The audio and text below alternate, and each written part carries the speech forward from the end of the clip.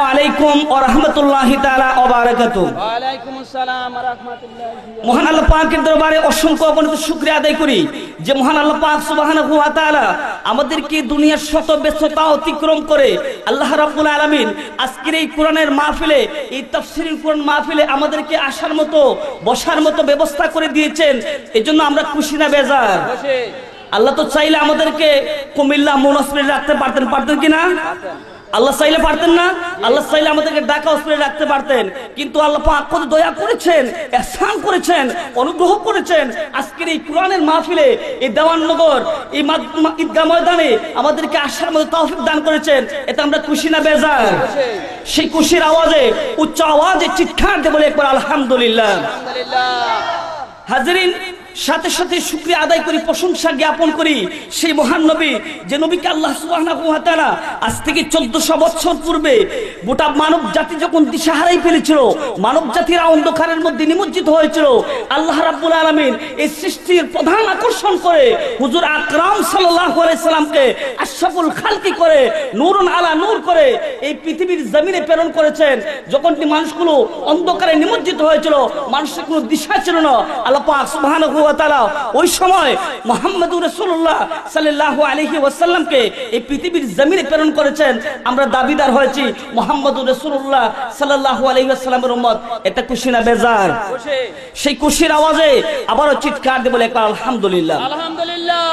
হাজিরিন, যেহেতু এটা তাফসীরের কোরআন মাহফিল, আজকের এই মাহফিলের সম্মানিত সভাপতি জনাব মোহাম্মদ নিয়ামতুল্লাহ সাহেব বলেছেন আল কোরআন থেকে তাফসীর করতে হবে। আপনারা কি কোরআনকে পছন্দ করেন কিনা বলেন? কারণ কোরআন আমরা মানি, কোরআনকে বিশ্বাস করি, কোরআন আমাদের ঘরের ভিতরে আছে, কিন্তু কোরআন একদিকে, আমরা আছি অপর দিকে। আমরা সর্বসময় কোরআনের বিপক্ষে আছি। কিন্তু আজকের এই মাহফিল তাফসীর কোরআন মাহফিল, অর্থাৎ কোরআন থেকে আলোচনা হবে, কোরআনের প্রারম্ভিক আলোচনা হবে, কোরআন থেকে তাফসীর হবে, বিশ্লেষণ হবে, ব্যাখ্যা হবে। আমি আপনাদের সামনে মহাগ্রন্থ হাকিমে কেরাম থেকে সূরাতুল ইনশিরাহ তেলাওয়াত করেছি। কোন সূরা? সূরাতুল ইনশিরাহ। 114টি সূরা আছে কোরআন কারীমের মধ্যে। একটা সূরা হলো সূরাতুল ইনশিরাহ।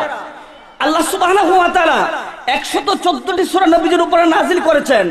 কোন সূরা বিনা কারণে, কোন আয়াতুল কারিমা 6666টি আয়াতুল কারিমা আছে, এর মধ্যে কোন আয়াতুল কারিমা আল্লাহ পাক বিনা প্রয়োজনে নাযিল করেন নাই।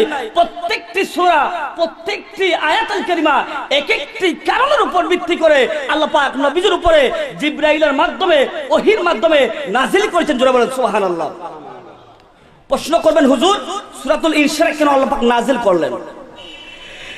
তাফসীরে জালালাইন শরীফের মধ্যে আছে, হুজুর সাল্লাল্লাহু আলাইহি ওয়াসাল্লাম আল্লাহ পাকের কাছে প্রার্থনা করেন, প্রভু গো, হযরত আদম আলাইহিস সালামকে সুন্দর উপাধি দান করেছো, হযরত মূসা আলাইহিস সালামকে সুন্দর উপাধি দান করেছো, ইব্রাহিম খলিলুল্লাহকে সুন্দর উপাধি দান করেছো, এক একজন নবীকে তো নিয়ামত দান করেছো, কিন্তু আমি মুহাম্মদুর রাসূলুল্লাহ সাল্লাল্লাহু আলাইহি ওয়াসাল্লামের জন্য কি কোনো নিয়ামত আছে? আমার জন্য কি কোনো উপাধি আছে? সুবহানাল্লাহ বলবেন না? সুবহানাল্লাহ। আমার নবী দোয়া করে এই দোয়া আল্লাহর কাছে যে আমার জন্য কি কিছু আছে? অনেক নবীকে মুসা কালিমুল্লাহ, হযরত ঈসা রুহুল্লাহ, এক একজন নবীকে উপাধি দিছো, অনেক নিয়ামত দান করছো, আমি মুহাম্মদুর রাসূলুল্লাহর জন্য কি কিছু আছে আপনার পক্ষ থেকে? আমার আল্লাহ বলেন, জিবরাইল জানে, জিবরাইল আমার বন্ধুর কারণে আমি আসমান বানাইলাম, জমিন বানাইলাম, চন্দ্র বানাইলাম, সূর্য বানাইলাম, যে নবীকে সৃষ্টি করার কারণে আমি আল্লাহ সবকিছু বানাইলাম। আদম থেকে ঈসা পর্যন্ত 1,24,000 পয়গম্বরদেরকে আমি আল্লাহ রাব্বুল আলামিন যতগুলো নিয়ামত দান করেছি, যতগুলো উপাধি দান করেছি, কিন্তু আমার নবীকে আমি আল্লাহ পাক তা দান করে দিয়েছি। কিন্তু আমার নবীকে আমি আল্লাহ নিজে পছন্দ করে যতগুলো নিয়ামত দান করেছি, অন্য কোনো পয়গম্বরকে আমি আল্লাহ পাক দান করি না। জোরে বলেন সুবহানাল্লাহ। কি দিচ্ছেন? হযরতে ইব্রাহিম খলিলুল্লাহ, মিল্লাতা আবিকুম ইব্রাহিম ওয়া সাম্মাকুমুল মুসলিমিন। হযরতে ইব্রাহিম আলাইহিস সালাম মুসলমান জাতির পিতা। ইব্রাহিম আলাইহিস সালামকে আগুনের ঢোকার ভিতরে আগুনের ঢুকলেন ইব্রাহিম আলাইহিস সালাম।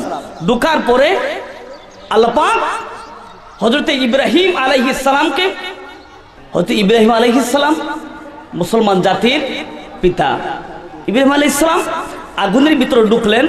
ঢোকার পরে আল্লাহকে বন্ধু বানাইলেন। সুবহানাল্লাহ বলেন। আগুনের ভিতরে ঢুকলেন। ওনার ছেলে ইসমাইল আলাইহিস সালামের গলার মধ্যে ছুরি চালালেন আল্লাহকে সন্তুষ্ট করার জন্য। আল্লাহকে সন্তুষ্ট করে তিনি হলেন কি? তিনি হলেন কি? ইব্রাহিম খলিলুল্লাহ। আল্লাহ পাক একটা উপাধি দিলেন, ইব্রাহিম খলিলুল্লাহ। আল্লাহ বলেন, বন্ধু হাবিব আপনি দোয়া করেছেন, আমি আল্লাহ আপনাকে কি দান করেছি, আপনার জন্য কি নিয়ামত রাখছি।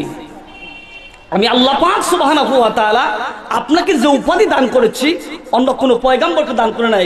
ইব্রাহিম অর্থ ইব্রাহিম খলিলুল্লাহ, খলিলুল্লাহ বন্ধু, যে ইব্রাহিম সালাম আগুনে ঢুকার পরে আমি আল্লাহকে বন্ধু বানাইছে।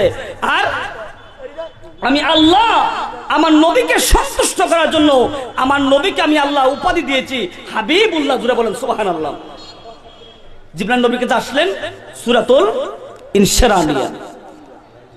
এই সূরাতুল ইনশিরাহর ভিতরে আল্লাহ সুবহানাহু ওয়া তাআলা নবীজিকে সান্ত্বনা দিয়া নবীজির অতীত কাল, বর্তমান কাল, ভবিষ্যৎ কাল, তিনটা কালকে আল্লাহ পাক স্মরণ করাইয়া নবীজির উপরে আল্লাহ পাক জিবরাইলের মাধ্যমে সূরাতুল ইনশিরাহ নাজিল করলেন। জোরে বলেন সুবহানাল্লাহ। এই সূরার মধ্যে আল্লাহ পাক কি আলোচনা করেছেন, কি আলোকপাত করেছেন? এই সূরার মধ্যে আল্লাহ পাক বলেন, আলাম নাশরাহ লাকা সাদরাক। আল্লাহ পাক বলেন যে বন্ধু হাবিব আমি আপনার বক্ষটাকে সাদর করেছি, অর্থাৎ প্রশস্ত করেছি। প্রশ্ন করতে পারেন হুজুর, আমাদের এই দেওয়াননগর এলাকার মধ্যে অনেক বড় বুকওয়ালা মানুষ আছে না? বলেন, বুকটা বিশাল বড় মানুষ আছে না? এই প্রশস্ত কথা আল্লাহ বলছেন না। আল্লাহ পাক বলেন আলাম নাশরাহ লাকা সাদরাক। বন্ধু হাবিব গো আমি আল্লাহ পাক সুবহানাহু ওয়া তাআলা আপনার বক্ষটাকে প্রসারিত করেছি, অর্থাৎ এই বক্ষটাকে আমি আল্লাহ পাক প্রসারিত করেছি। অর্থাৎ আদম আলাইহিস সালাম থেকে শুরু করে ঈসা আলাইহিস সালাম পর্যন্ত আল্লাহ সুবহানাহু ওয়া তাআলা কোন পয়গম্বরের বক্ষটাকে সাদর করেন নাই, প্রসারিত করেন নাই। কিন্তু একমাত্র আল্লাহ সুবহানাহু ওয়া তাআলা সাদর দ্বারা বুঝাইছেন যে আমি আল্লাহ পাক আমার নবীর কলবটাকে, আমার নবীর সিনাকে, বুকটাকে চারবার আমি আল্লাহ পাক আমার কুদরতিতে জিবরাইল এবং মিকাইল দ্বারা আমি আল্লাহ সুবহানাহু ওয়া তাআলা আমার বন্ধুর বক্ষটাকে আমি আল্লাহ পাক অপারেশন করেছি। জোরে বলেন সুবহানাল্লাহ। প্রশ্ন করতে পারেন আল্লাহ কেন, কি কারণে হুজুর সাল্লাল্লাহু আলাইহি ওয়াসাল্লামের বক্ষটাকে প্রসারিত করলেন, সাদর করালেন? মুফাসসিরে কোরআন যারা তাফসীরে জালালাইন শরীফের মধ্যে ব্যাখ্যা করা হয়েছে, আল্লাহর নবী শিশু অবস্থায় একবার আল্লাহর নবী হুজুর আকরাম সাল্লাল্লাহু আলাইহি ওয়াসাল্লাম কোন একটা ময়দানের মধ্যে খেলাধুলা করতেছেন, কিংবা পাহাড়ের কিনারে আল্লাহর নবী খেলাধুলা করতেছেন। ওই সময় দেখলেন আল্লাহর নবী হুজুর আকরাম সাল্লাল্লাহু আলাইহি ওয়াসাল্লামের কাছে হযরত জিবরাইল আলাইহিস সালাম সোনার তস্তুরিতে জমজমের পানি নিয়ে এসে আল্লাহর নবীর সিনাকে সাদর করে, বুকটাকে কেটে আল্লাহর নবীর সিনাকে সাদর করে পানি দিয়ে জমজমের পানি ধুয়ে আবার সেখানে ঢুকাই দিলেন। যারা বলেন সুবহানাল্লাহ। এইভাবে চারবার, একবার হইছে 20 বছর বয়সে, একবার হইছে নবীজির 40 বছর যখন বয়স, ওই সময় একবার জিবরাইল আলাইহিস সালাম আলিঙ্গন করলেন। যখন আল্লাহ পাক বললেন নবীজির কাছে ওহী নাযিল করলেন, নবীজির জবান দিয়ে বের হয় না, তখন আলিঙ্গন করলেন। এই আলিঙ্গনটা হয়ে গেছে একটা চাদর। যখন আবার মেরাজ আল্লাহ নবী গেলেন উর্দু আকাশের মধ্যে, ওই সময় আল্লাহ পাক নবীজির বক্ষটাকে চাদর করাইলেন। এই চারটা কারণ। কি কারণে আল্লাহ পাক সুবহানাহু ওয়া তাআলা হুজুর সাল্লাল্লাহু আলাইহি ওয়াসাল্লামের বক্ষটাকে চাদর করাইলেন, প্রশস্ত করলেন? আল্লাহ রাব্বুল আলামিন বলেন এই চাদর দ্বারা আমি আল্লাহ পাকের কোনো লাভ হয় না। আমি আল্লাহ পাকের কোনো লাভের জন্য আমার বন্ধুর বক্ষটাকে আমি আল্লাহ পাক প্রশস্ত করে দেই নাই, চাদর করে নাই। আমি একমাত্র করেছি আমার বন্ধুর সমস্ত কল্যাণের জন্য। আমি আল্লাহ পাক আমার বন্ধু নবীর কলবটাকে আমি আল্লাহ চাদর করেছি। জোরে বলেন সুবহানাল্লাহ। আমার নবীর কারণে, আমার নবীর উপকারের স্বার্থে এই বেশ কয়ে দাও, বেশটা কম। আল্লাহ বলেন একটা কারণ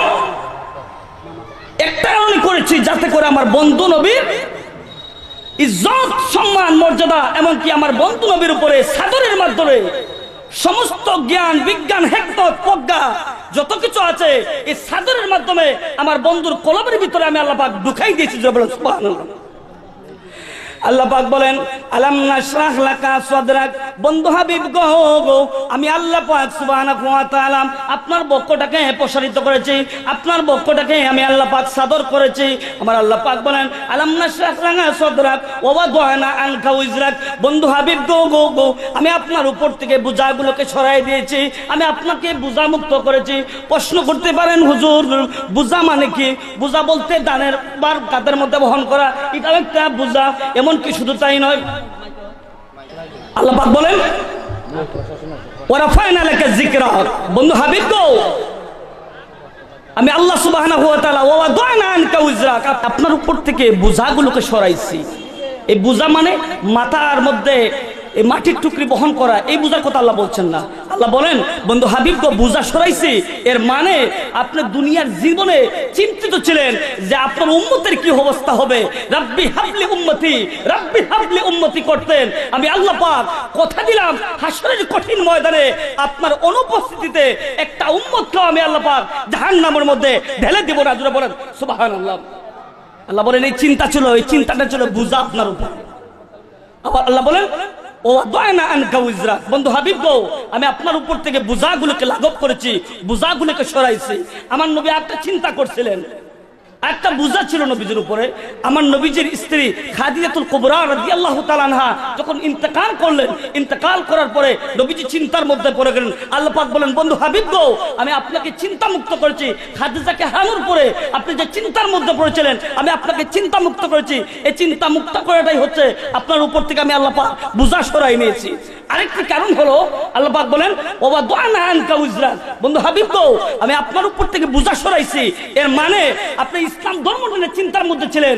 আদম থেকে ঈসা পর্যন্ত এক একজন নবীকে 1400 বছর 1500 বছর এইভাবে 600 বছর 700 বছর পরিমাণ দাওয়াত দিয়ে পৌঁছাইলাম মানুষের কাছে, কিন্তু তারা ইসলামকে পরিপূর্ণ করতে পারে নাই। কিন্তু আপনাকে আমি 23 বছর মাত্র সময় দিলাম। আপনি চিন্তায় ছিলেন যে আমি 23 বছরের ভিতরে গোটা ইসলাম ধর্মকে আল্লাহর পৃথিবীর জমিনে কিভাবে পৌঁছাবো, এই চিন্তা ছিল আপনার ভিতরে। আমি আল্লাহ পাক ওয়া ওয়াদা'না আনকা উজরাক এই চিন্তা আপনার উপর থেকে সরাইয়া গোটা ইসলাম ধর্মকে গোটা বিশ্বের কাছে আমি পৌঁছাই দিয়েছি। বলেন সুবহানাল্লাহ। আল্লাহ পাক বলেন আল্লাযী আনকাযা যহরাক, যে বোঝাগুলো আপনার কোমর থেকে ভেঙে দিয়েছিল। আল্লাহ পাক বলেন বন্ধু হাবিব ওয়া রাফা'না লাকা যিকরাক, আমি আল্লাহ পাক সুবহানাহু ওয়া তাআলা আপনার জিকিরকে আমি আল্লাহ পাক সমুন্নত করেছি, আমি আপনার জিকিরকে প্রসারিত করেছি। আল্লাহ পাক সুবহানাহু ওয়া তাআলা হুজুর সাল্লাল্লাহু আলাইহি ওয়াসাল্লামের জিকিরকে প্রসারিত করেছেন। আমার আল্লাহ পাক বলেন আমি আমার বন্ধুর আলোচনাকে সমুন্নত করেছি। প্রশ্ন করতে পারেন তাফসীর জালালাইন শরীফের মধ্যে আলোচনা আছে। আল্লাহ পাক বলেন আমি আল্লাহ পাক সুবহানাহু ওয়া তাআলা আযানের ভিতরে আমার নবীজির নাম থেকে আমি আল্লাহ পাক ঢুকাই দিয়েছি। ইকামতের ভিতরে আমি আল্লাহ পাক আমার নবীজির নামটাকে ঢুকাইছি। তাশাহুদের ভিতরে আমার নবীজির নামটাকে আমি আল্লাহ পাক ঢুকাই দিয়েছি। শুধু তাই নয়, আমি আল্লাহ পাকের যেখানে বলা হয়েছে আতিউল্লাহ, যেখানে আমি আল্লাহ পাক বলেছি আতিউল্লাহ, সেখানে মুহূর্তের ভিতরে বলেছি ওয়া আতিউর রাসূল, আমি আল্লাহ পাকের আনুগত্য করো এবং আমার রাসূলের আনুগত্য করো। যেখানে আমি আল্লাহ পাক রব্বুল আলামিন অর্থাৎ তাফসীরের কিতাবের মধ্যে আছে, আমার বন্ধুরা বাবারা হাদিসে কুদসির মধ্যে আছে ইজা যুকিরতু যুকিরতা মাই, আমার আল্লাহ পাক বলেন যেখানে আমি আল্লাহ পাকের নামের কথা আলোচনা করা হয়েছে সেখানে বন্ধু হাবিব গো আপনার নবীর নামের আলোচনা করা হয়েছে। জোরে বলেন সুবহানাল্লাহ। সুবহানাল্লাহ। আল্লাহ পাক বলেন ওয়া রাফা'না লাকা যিকরা, বন্ধু হাবিব গো আমি আপনার জিকিরকে সমুন্নত করেছি। আযানের ভিতরে আপনার নাম, ইকামতের ভিতরে আপনার নাম, তাশাহুদের ভিতরে আপনার নাম, এমনকি শুধু তাই নয় কবরের ভিতরে আপনার নবীর নাম। যখন লাশ কবরে রাখি সেখানে আপনার নবীর নাম নিয়ে মিল্লাতে রাসূলুল্লাহ বলে রাখতে হয়। শুধু তাই নয়, যেখানে আমি আল্লাহ পাকের নাম আছে, যেখানে আমি আল্লাহ পাকের জিকির আছে, সেখানে আপনার নবীর নামের জিকির আমি আল্লাহ পাক বাড়াই দিয়েছি। যে হাজির আল্লাহ পাক বলেন ফাইন্না মাআল উসরি ইউসরা। বন্ধু হাবিব গো, বেঈমান কাফির গুলো আপনাকে অনেক কষ্ট দিয়েছে গো বন্ধু হাবিব, আপনারা অনেক কষ্ট করেছেন। আমি আল্লাহ পাক বলে দিলাম নিশ্চয়ই কষ্টের মধ্যে সুখ রয়েছে। কির মধ্যে? কষ্টের মধ্যে সুখ আছে। আল্লাহ পাক বান্দাকে অনেক পরীক্ষা করে। যখন পরীক্ষা পড়ে যাবে, মালি পরীক্ষা, ধনের পরীক্ষা, সন্তানের পরীক্ষা, বিভিন্ন পরীক্ষা পড়ে না মানুষ, কষ্টের মধ্যে পড়ে, কিন্তু ওই সময় যেন বান্দা কি করে? সবর করে। আল্লাহ পাক বলেন ইন্নাল্লাহা মা'আস সাবিরিন। আল্লাহ পাক সুবহানাহু ওয়া তাআলা সবরকারীদেরকে পছন্দ করেন। সুবহানাল্লাহ বলেন। আল্লাহ পাক বলেন ফা ইন্না মা'আল উসরি ইউসরা। আমি আল্লাহ পাক সুবহানাহু ওয়া তাআলা বলে দিলাম নিশ্চয় অতঃপর কষ্টের মধ্যে সুখ রয়েছে। যখন কষ্টের মধ্যে পড়ে যাবেন তখন বুঝবেন যে সুখ আছে। ঠিক আছে বলেন সুবহানাল্লাহ। আল্লাহ পাক বলেন বন্ধু হাবিব গো, আমি আল্লাহ পাক সুবহানাহু ওয়া তাআলা অনেক মানুষের কষ্ট হয়, অনেক মানুষের জীবনে কষ্ট রয়েছে, কিন্তু আমার আল্লাহ পাক বলেন যখন বান্দা তুমি কষ্টের মধ্যে পড়ে যাইবা তুমি মনে করবা তোমার জন্য সুখ রয়েছে। কারণ কষ্টের মধ্যে আমার পয়গম্বরকে আমি আল্লাহ পাক ফেলে দিয়েছিলাম, আমার বন্ধুকে আমি আল্লাহ পাক পরীক্ষা দিয়েছিলাম, এক একজন নবীকে আমি আল্লাহ পাক পরীক্ষা দিয়েছিলাম। হযরতে নূহ আলাইহিস সালামকে যখন আমি আল্লাহ পাক পরীক্ষা দিয়েছিলাম, যখন কলিমার দাওয়াত পৌঁছাতে পারেন না তখন ওনাকে নিয়ে টিটকারি মস্কারি করে, কিন্তু যখন উনি দোয়া করলেন, উনি যখন হযরতে নূহ আলাইহিস সালাম দোয়া করলেন আল্লাহর কাছে, আল্লাহ আমার কাফের সম্প্রদায়কে তুমি ধ্বংস করে দাও, আল্লাহ পাক দোয়া কবুল করলেন। এই যে দোয়া করেছেন, দোয়া করার কারণে হযরতে নূহ আলাইহিস সালাম আল্লাহ পাকের কাছে লজ্জিত আছেন। এক একজন নবীকে আল্লাহ পাক এক একটা পরীক্ষা দিয়েছিলেন, কিন্তু পরীক্ষার মধ্যে উত্তীর্ণ হতে পারেন নাই। এজন্য হাসরের কঠিন ময়দানে কোন নবী আল্লাহ পাকের সামনে সুপারিশ করতে পারবেন না, কোন নবী সুপারিশ করতে পারবেন না, শাফায়াত করতে পারবেন না, একমাত্র আমার নবী মুহাম্মদুর রাসূলুল্লাহ ছাড়া। কেমন নবী আল্লাহ পাক পৃথিবীর জমিনে পাঠিয়েছেন। হাদিস শরীফের মধ্যে আছে হুজুর সাল্লাল্লাহু আলাইহি ওয়াসাল্লাম ওই মায়ের নবীকে আল্লাহ পাক কিভাবে পৃথিবীর জমিনে প্রেরণ করেছেন। আদম থেকে ঈসা পর্যন্ত 1,24,000 নবী এবং রাসূল পৃথিবীর জমিনে আগমন করেছিলেন। আল্লাহ পাক পরীক্ষা দিয়েছিলেন, কিন্তু পরীক্ষা উত্তীর্ণ হতে পারেন নাই। এজন্য কেউ আল্লাহ পাকের সামনে সুপারিশ করতে পারবে না। এক একজন নবী এক একটি কারণের উপর লজ্জিত। হাসরের কঠিন ময়দান কায়েম হয়ে যাবে। হাসরের কঠিন ময়দান যখনই কায়েম হয়ে যাবে, ওই হাসরের ময়দান কায়েম হওয়ার পরে আমরা বেফানা উম্মতগুলো পাগল পারা হয়ে যাব। শুধু আমরা না, সমস্ত নবীর উম্মতগুলো পাগল পারা হয়ে যাবে, বেহুশ হয়ে যাবে। যখন বেহুশ হয়ে যাবে, পাগল পারা হয়ে যাবে, ওই সময় আমরা সবাই চলে যাব হাসরের কঠিন ময়দানে হযরত আদম আলাইহিস সালামের কাছে। কেন যাব? এই কেন যাব গো? ওগো আল্লাহর পয়গম্বর আদম, আপনি তো আমাদের আদি পিতা, আপনি তো আমাদেরকে পৃথিবীর জমিনে নিয়ে আসছিলেন, কিন্তু আমরা আজকে বিপদের মধ্যে পড়েছি। হাসরের কঠিন ময়দানে আপনি একটু শাফায়াত করুন, আপনি একটু সুপারিশ করুন। হুজুর সাল্লাল্লাহু আলাইহি ওয়াসাল্লাম কেমন নবী, চিন্তা করে দেখুন। হযরত আদম আলাইহিস সালাম বলবেন লাস্তু লাহা, আমি পারবো না। কেন আপনি পারবেন না? হাসরের কঠিন ময়দানে সুপারিশ করতে পারবেন না কেন? হযরত আদম আলাইহিস সালাম বলবেন আল্লাহ পাক বলেছেন লা তাকরাবা হাযিহিস শাজারা, ওই গাছের নিকটে যাইও না। কিন্তু আল্লাহ পাকের কথাকে অমান্য করে আমি গাছের ফল ভক্ষণ করেছিলাম, এইজন্য আমি আল্লাহ পাকের কাছে লজ্জিত আছি। তোমরা চলে যাও হযরতে নূহ আলাইহিস সালামের কাছে। নূহ আলাইহিস সালামের কাছে যাওয়ার পরে নূহ আলাইহিস সালাম বলবেন লাস্তু লাহা, আমি পারবো না। কেন পারবেন না? হযরতে নূহ আলাইহিস সালাম যখন দোয়া করেছিলেন আল্লাহ আমার সমস্ত কাফেরদেরকে তুমি ধ্বংস করে দাও, এই দোয়ার সঙ্গে সঙ্গে আল্লাহ দোয়া কবুল করেছেন। হযরত নূহ আলাইহিস সালামের পুত্র কেনান সহ সবাইকে ধ্বংস করার আল্লাহ পাক ব্যবস্থা করেছেন, বন্যা প্লাবন দিয়েছেন, সবাইকে ধ্বংস করে দিবেন। এমন সময় নূহ আলাইহিস সালাম আল্লাহর কাছে কইতেছেন প্রভু গো, প্রভু সবাইকে ধ্বংস করে দিলা, এর মধ্যে আমার ফুলাটাও ধ্বংস করে দিচ্ছ। আল্লাহ কয়ে নূহ পয়গাম্বর তুই এই ফুলা কথা বলবো না, তোমার ফুলাও তো কাফেরের অন্তর্ভুক্ত ছিল, তো তুমি বলেছো সমস্ত কাফের, এই সমস্ত কাফেরের মধ্যে তোমার ফুলাটাও কেনানো ছিল, এই জন্য আমি সবাইকে ধ্বংস করছি। এই কথা বলার কারণে হযরত নূহ আলাইহিস সালাম বলেন আমি আল্লাহর কাছে লজ্জিত আছি, আমি পারবো না সুপারিশ করতে। তোমরা চলে যাও হযরত ইব্রাহিম আলাইহিস সালামের কাছে, আমরা চলে যাবো ইব্রাহিম সালামের কাছে। ইব্রাহিম সালামকে বলবো আপনি তো মুসলিম জাতির পিতা, আমরা বিপদের মধ্যে পড়েছি, আমাদেরকে সাহায্য করুন। হযরত ইব্রাহিম আলাইহিস সালাম বলবেন লাস্তুল্লাহ, আমি পারবো না।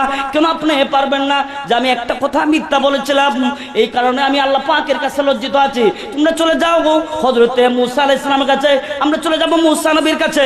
হাসরের কঠিন ময়দানে মূসা আলাইহিস সালাম বলবেন লাস্তুল্লাহ, আমি পারবো না। কেন আপনি পারবেন না? এই কারণে আমি পারবো না, এই কারণে আমি পারবো না। আমি যখন ফেরাউন যখন আমার পিছনে ষড়যন্ত্র করেছিল আমাকে ধ্বংস করবে, ফেরাউন যখন ষড়যন্ত্র করেছিল আমাকে ধ্বংস করবে, আমাকে মেরে ফেলবে, ওই সময় এই ফেরাউন একটা আইন করেছিল গো যে মূসার সংবাদ আমার কাছে পৌঁছাইতে পারবা আমি তাকে বিশাল পুরস্কার দান করব। এই পুরস্কারের লোভে সমস্ত লোকেরা আমাকে তালাশ করতেছে। ওই সময় দেখলাম ফেরাউনের বাবুর্চি আমার সামনে হাজির হয়ে গেছে। চিন্তা করলাম ফেরাউনের বাবুর্চি গিয়ে মূসাকে ফেরাউনকে সংবাদ দিয়ে দিবে। এই চিন্তা করে আমি যখন ঘুষি মারলাম ফেরাউনের বাবুর্চিকে, দুনিয়ার জমিন থেকে ফেরাউনের বাবুর্চি বিদায় হয়ে গেল। এই যে আমি নিজ হাতে খুন করেছি, এই জন্য আমি আল্লাহ আমি পারবো না, আমি মূসা পয়গম্বর পারবো না। তোমরা চলে যাও হযরত ঈসা আলাইহিস সালামের কাছে। ঈসা আলাইহিস সালামের কাছে যাবো আমরা, হাসরের কঠিন ময়দানে বেহুশ হয়ে যাব, পাগল পারা হয়ে যাব। আমরা চলে যাবো হযরত ঈসা আলাইহিস সালামের কাছে। ঈসা আলাইহিস সালামের কাছে যাওয়ার পরে ঈসা আলাইহিস সালাম বলবেন লাস্তুল্লাহ, আমি পারবো না, তোমরা চলে যাও মুহাম্মাদুর রাসূলুল্লাহ সাল্লাল্লাহু তাআলা আলাইহিস সালামের কাছে চিৎকার দিয়ে বলুন সুবহানাল্লাহ। আসলে কঠিন ময়দানে আমরা মুসা নবীর কাছে আসবো, হযরত আমাদের নবী মুহাম্মদুর রাসূলুল্লাহ সাল্লাল্লাহু তাআলা আলাইহিস সালামের কাছে আসবো। আসার পরে আল্লাহ পাক আগেই সান্ত্বনা দিয়েছেন, বন্ধু হাবিব গো আপনাকে আমি আল্লাহ পাক বুঝা মুক্ত করেছি, চিন্তা মুক্ত করেছি। ও ওয়াদানা আনকা উজরাক, বুঝা আপনার উপর থেকে সরাইছি। আমি ওই সময় আপনাকে আমি আল্লাহ পাক সুবহানাহু ওয়া তাআলা কথা দিয়েছিলাম, ওই সময় আমি বলেছিলাম বন্ধু হাবিব গো আপনার উম্মতের ব্যাপারে চিন্তা করবেন না। এখন আসরের ময়দান কায়েম হয়েছে, আমি তো আগেই বলেছি সূরা দুহার মধ্যে বন্ধু হাবিব আল্লাহ পাক বলেন যে বন্ধু হাবিব গো হাসরের কঠিন ময়দানে আমি আপনাকে এই পরিমাণ নিয়ামত দান করব যে আপনি সন্তুষ্ট হয়ে যাবেন। ওয়ালাল আখিরাতু খায়রুল লাকা মিনাল উলা, আপনাকে দুনিয়ার জগৎ থেকে আখিরাতের জগৎ আপনার জন্য উত্তম জগৎ। ওয়ালা সাউফা ইউতিকা রাব্বুকা ফাতারদা, বন্ধু হাবিব গো হাসরের কঠিন ময়দানে আমি কথা দিলাম এই পরিমাণ আপনাকে নিয়ামত দান করব, নিয়ামত পাওয়ার পরে আপনি নবী নিজে সন্তুষ্ট হয়ে যাবেন। জোরে বলেন সুবহানাল্লাহ। সুবহানাল্লাহ। আল্লাহ পাক বলেন বন্ধু হাবিব গো ওয়ারাফায়না লাকা যিকরা, এক একজন নবীকে পরীক্ষা দিয়েছিলাম, উত্তীর্ণ হতে পারে নাই, কিন্তু আপনাকে পরীক্ষা দিয়েছিলাম, পাঠাইছিলাম 63 বছর জিন্দেগিতে। আপনাকে বেঈমান কাফেরগুলো আপনার উপরে পাথর মেরেছে, আপনাকে যখন উহুদ পাহাড় বলেছিল হুজুর আপনি পারমিশন দেন আমরা 2টা পাহাড় এই কাফেরকে ধ্বংস করে দেই, তখন আপনি ধৈর্য ধারণ করেছেন। চিৎকার দিয়ে বলেন সুবহানাল্লাহ। কেমন নবী ছিলেন? বেঈমান আবু জাহিল নবীজিকে বিভিন্ন ভাবে ষড়যন্ত্র করেছে, আমার নবীকে পৃথিবীর জমিন থেকে বিদায় করে দিবে। আমার নবীর পিছনে 24টা ঘন্টা ষড়যন্ত্র করত। আজকে কিছু মুনাফিক আছে 24টা ঘন্টা আলেম ওলামার বিপক্ষে সমালোচনা করে, গীবত করে, ষড়যন্ত্র করে, ঠিক কিনা বলেন? আছে না? এটা আবু জাহিলের উত্তরসূরি, ঠিক কিনা?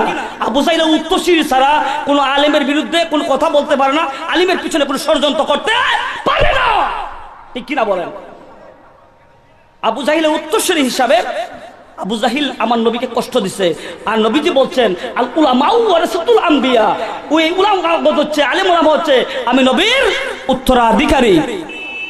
আল্লাহ পাক বলেন ওয়ারাফায়না লাকা যিকরাক, বন্ধু হাবিব গো আমি আপনার জিকিরটাকে সমুন্নত করেছি, বাড়ায় দিয়েছি।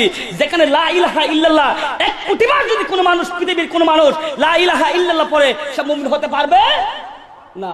আল্লাহ পাক কোরআনের মধ্যে বলছেন, সূরা বাকারার মধ্যে আল্লাহ পাক বলেন ওয়া মিনান নাসি মান ইয়াকুলু আমান্না বিল্লাহি ওয়া বিল ইয়াউমিল আখির ওয়া মা হুম বিমুমিনিন। আমার আল্লাহ পাক বলেন বন্ধু হাবিব ওদেরকে আপনি জানাই দেন, তাদের কাছে আপনি আলোচনা করুন। মানুষের মধ্যে কিছু মানুষ আছে যেই মানুষগুলো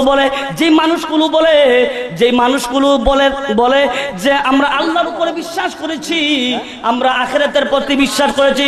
আমরা আল্লাহ পাক বলেন বন্ধু হাবিব আপনাকে বলে দিলাম যারা এই কথা বলে আল্লাহকে বিশ্বাস করে, আখিরাতের প্রতি বিশ্বাস স্থাপন করেছে, ওয়ামা হুম বিমুমিনিন।